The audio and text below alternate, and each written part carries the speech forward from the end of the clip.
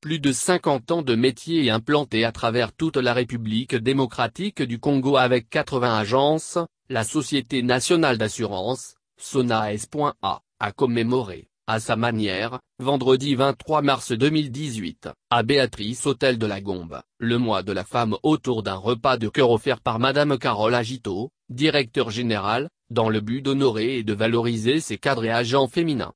À l'instar d'une mère qui a profondément le souci de renforcer la chaleur maternelle à ses enfants, Carole Agito considère la femme, son alter ego, comme cette émeraude qui doit mériter une protection et un encadrement, en plus d'une grande promotion en vue de son épanouissement. Car, dit-elle, célébrer la femme c'est célébrer la vie, c'est la femme qui est la gardienne de la vie. En portant l'enfant dans son sein, c'est elle qui donne la vie et c'est aussi elle, la première éducatrice pour toute personne sur cette terre. Elle représente donc, le beau, la tendresse et la joie précise-t-elle. Double événement en une seule manifestation très haute en couleur, le mois de mars, mois consacré à la femme à travers le monde, célébré, vendredi dernier, a marqué d'une pierre blanche dans les annales de la SONA dans la mesure où le DG Agito a profité de l'opportunité pour soumettre également à son personnel féminin, une journée scientifique de réflexion autour d'un thème très capital, à savoir, les dangers provoqués par l'obésité et la rééducation alimentaire. Pour cela, une invitée de marque venue d'une grande formation médicale de la place A, à l'occasion, développé le concept de cet thème on ne plus indispensable. Il s'agit du docteur Nathalie Cacha, spécialiste en nutrition et rééducation alimentaire.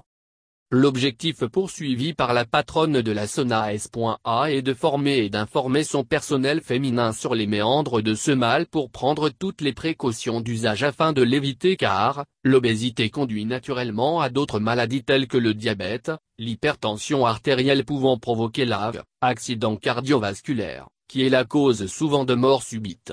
Et par conséquent, elle porte entrave au développement et à la productivité de l'entreprise. Pour y remédier, il est vivement recommandé de consommer bio, c'est-à-dire, une alimentation saine et équilibrée mais surtout, que la sédentarisation, ne pas exercer un travail physique, ne soit pas une habitude au quotidien.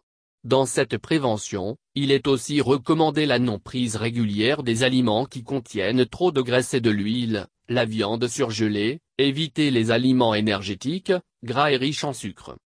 Le souci de Madame Agito, présidente en exercice de l'ANEP, Association nationale des établissements et entreprises publiques de l'État, est inexorablement, celui de compter au sein de son entreprise, un personnel féminin d'une très bonne santé, capable de se battre davantage chaque jour à côté de son collègue masculin pour gagner des parts importantes du marché d'assurance au profit de la société.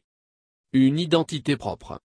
La SONA s'est tissée une identité propre et exceptionnelle jamais vécue dans d'autres entreprises du portefeuille transformé. C'est pourquoi, dans son speech d'une rare clarté, Madame Agito a mis en exergue la promotion de la femme dans toutes ses dimensions. Pour preuve, plusieurs d'entre elles sont envoyées en formation à l'étranger, USA, France, Italie, Cameroun, Côte d'Ivoire, Maroc et très bientôt en Australie. Dans cette même optique, elle assure l'élévation en grade et l'affectation au poste de responsabilité, plusieurs agents féminins méritants et qui étaient restés longtemps statiques à cause des préjugés sexistes, a-t-elle déploré. Quant à la journée de réflexion, elle n'en est pas une, car, plusieurs rencontres ont eu lieu, au cours desquelles, ont été abordés des sujets en rapport avec le VIH/SIDA et les maladies sexuellement transmissibles, le cancer du col de l'utérus, le cancer du sein et même le dépistage par rapport à ces maladies pour les agents féminins de la SONA Kinshasa. Merci Madame DG. Pas de barrière entre cette grande dame et son personnel féminin.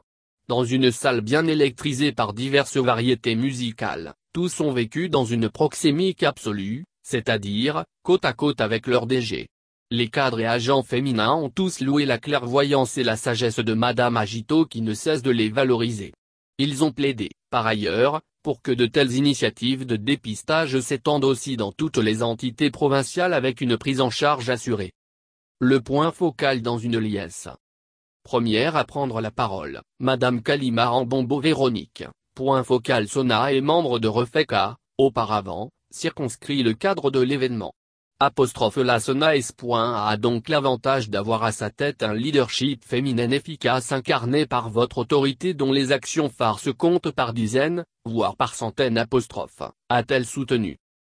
Avant de souhaiter bonne fête à toutes les femmes braves de la Sona, magnifiquement vêtues pour célébrer la journée, et aux hommes qui sont visiblement prêts à les soutenir dans leur lutte pour la promotion de leurs droits. Quelques cadres masculins des directions ont aussi pris part à cette fête des mamans Sona. Il s'agit du directeur régional Kinshasa, DRK-Kinshasa.